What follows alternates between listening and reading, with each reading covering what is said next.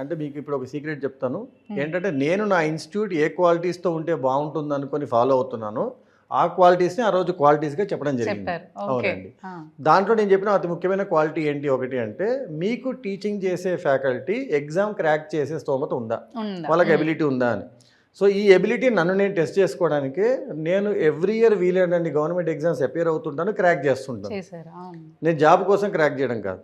Okay, అంటే at least ఒక student వచ్చి సార్ ఇప్పుడు ఈ ఎస్ఎస్సి ఎగ్జామ్లో ఏ విధమైన ట్రెండ్స్ వెళ్తున్నాయి అంటే నేనే దాన్ని ఎక్స్పీరియన్స్ చేసి ఉంటాను కాబట్టి గూగుల్కి వెళ్ళి గూగుల్లో ఎస్ఎస్సి ఎగ్జామ్ ట్రెండ్స్ అని కొట్టాల్సిన అవసరం లేకుండా నా సొంత ఎక్స్పీరియన్స్ నుంచి నా స్టూడెంట్స్కి షేర్ చేయగలుగుతాను. అండ్ ఇంకొకటి నేను ఈ 15-20 ఏళ్ళ ఎక్స్పీరియన్స్లో కమర్షియల్ ఇన్స్టిట్యూట్స్లో కన్సల్టెంట్ ఫ్యాకల్టీగా చేస్తున్నాను. Though I have my own academy, I'm working as a faculty somewhere else. Cat కావచ్చు, ఎస్ఎస్సి కావచ్చు, బ్యాంకింగ్ కావచ్చు, దేనికైనా. సో ఇప్పుడు జాబ్లో 2 ముక్కలు తీసుకుందాం, ఒకటి జాబ్ సాటిస్ఫాక్షన్, ఇంకోటి జేబ్ సాటిస్ఫాక్షన్ అని. సో నేను బయటికి వెళ్ళి క్లాసెస్ చెప్పేది ఏవైతే ప్రీమియం ఛార్జెస్తో చెప్తానో అవన్నీ నా జేబ్ సాటిస్ఫాక్షన్ కోసం పనికొస్తాయి. అంటే that is where I earn my money.